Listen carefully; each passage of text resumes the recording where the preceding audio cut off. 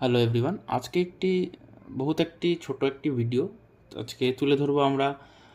একটি সায়েন্স বা একটি ছোট একটি কনসেপ্ট, যেটা আমরা রোজই আমাদের রোজ বা আমরা আমাদের জীবনে দেখে থাকি, কিন্তু ব্যাপারটা অনেক দেরি মাথায় প্রশ্ন হয়, কিন্তু ব্যাপারটা খুবই ছোট বিষয় দেখে আমরা ইগনোর করে চলে যাই।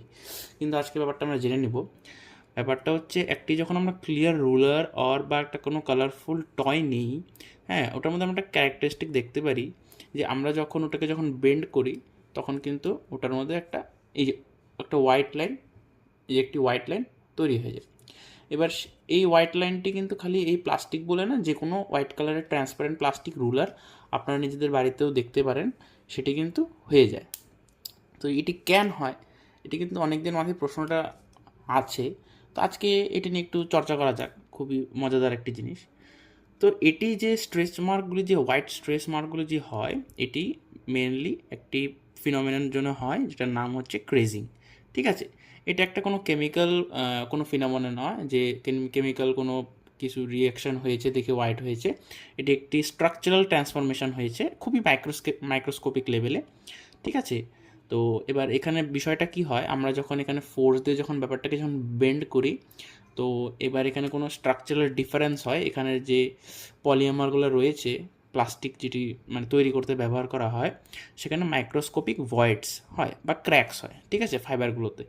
ঠিক আছে, এর জন্য কি হয়, সলিড স্টেটে লাইট, যেমন সলিড স্টেটে যেমন লাইট পাস থ্রু হতে পারে বা অ্যাবজর্ব হয়ে যায় প্লাস্টিকে, যেন ইউনিফর্মলি, তাই জন্য ট্রান্সপারেন্ট বিষয়টা হয়। কিন্তু যখন আমরা বেন্ড করে দিই, যেহেতু এখানে ক্র্যাক হয়, তাই জন্য এখানে mix of plastic and air Pockets হয়। ঠিক আছে, এই ক্র্যাকের জন্য জেনারেলি আমাদের যে ভিজিবল ওয়েভলেন্থে যে লাইটগুলি রয়েছে, ঠিক আছে, সেটার ক্ষেত্রে লাইটগুলি স্ক্যাটার হয়ে যায়। ঠিক আছে, স্ক্যাটার হওয়ার ফলে এখানে হোয়াইট কালারের এই প্যাচটি এসে যায়। আবার একটু দেখে নিই হোয়াইট কালার প্যাচটা।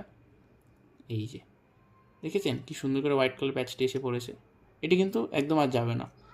ঠিক আছে, এই সেম ফিনোমেনা কিন্তু আমরা আইসের ক্ষেত্রেও দেখি। হ্যাঁ, যে মানে এখানে বেসিক্যালি র্যান্ডাম স্ক্যাটারিং হয়েছে লাইটের, ভিজিবল লাইটের, এর জন্য এটি হোয়াইট কালার হয়ে গেছে। আর এই সেম ফিনোমেনা কিন্তু আমরা ট্রান্সপারেন্ট আইসের ক্ষেত্রেও দেখি। ঠিক আছে, যখন আমরা আইস নেই, ঠিক আছে, ওটা হোয়াইট কালার হয়, মানে আইস যখন আমরা নেই ওটা ট্রান্সপারেন্ট হয়, কিন্তু যখন আমরা ওটাকে ক্রাশ করে দিই, তখন কিন্তু ওটা স্নো হয়ে যায় হোয়াইট কালারের। হ্যাঁ, তো বেসিক্যালি তখন কি সারফেস এরিয়াটা, দেয়ার মোর surfaces, therefore they scatter light on a larger scale, therefore the whiter the material looks.